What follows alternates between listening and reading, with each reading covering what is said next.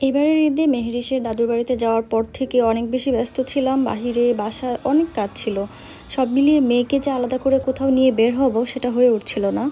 তো Facebook scroll করতে গিয়ে এই পেজটা দেখতে পেলাম, ফানল্যান্ড, খুলনার দৌলতপুরে অবস্থিত। আমি সময় নষ্ট না করে বিকেলবেলায় বের হয়ে গেলাম মেয়েকে নিয়ে।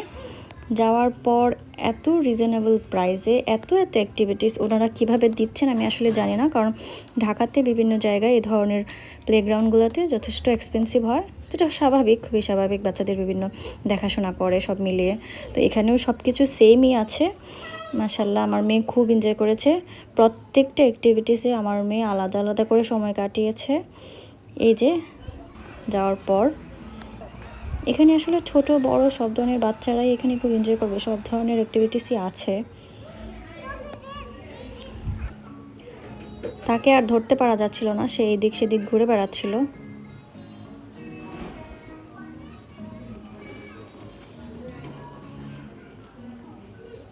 আমি পুরোটা ঘুরে ঘুরে দেখছিলাম। মাশাআল্লাহ, খুব সুন্দর সাজিয়েছে।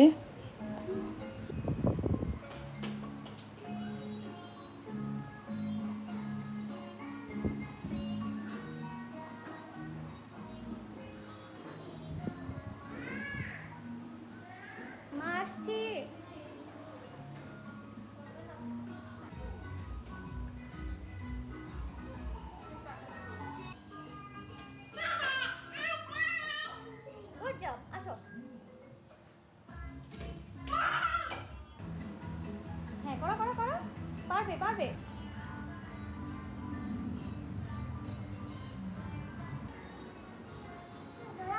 তুমি পারবে, তুমি তো শক্তিশালী বাচ্চা।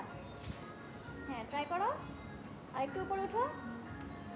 পারবে পারবে, হ্যাঁ তুমি পারবে, তুমি স্ট্রং গার্ল। যাও, চেষ্টা করো, পারবে। এই তো তুমি পারছো, শাবাশ। এখানে সে আমাকে রান্না করে দিচ্ছিল বিভিন্ন খাবার, ডিম ভাজি। সে আবার রান্নাবান্না এই ধরনের খেলনা খুব পছন্দ করে। সে পিৎজা বানাচ্ছিল, ওভেন পেয়েছে, এখান থেকে সে নামতেই চাচ্ছিল না, কত কিছু বলে সে তাকে এখান থেকে নামানো হলো। স্কুটিটা সে ফার্স্ট টাইম চালাচ্ছে, ফার্স্ট টাইমের তুলনায় সে ভালোই চালাচ্ছে।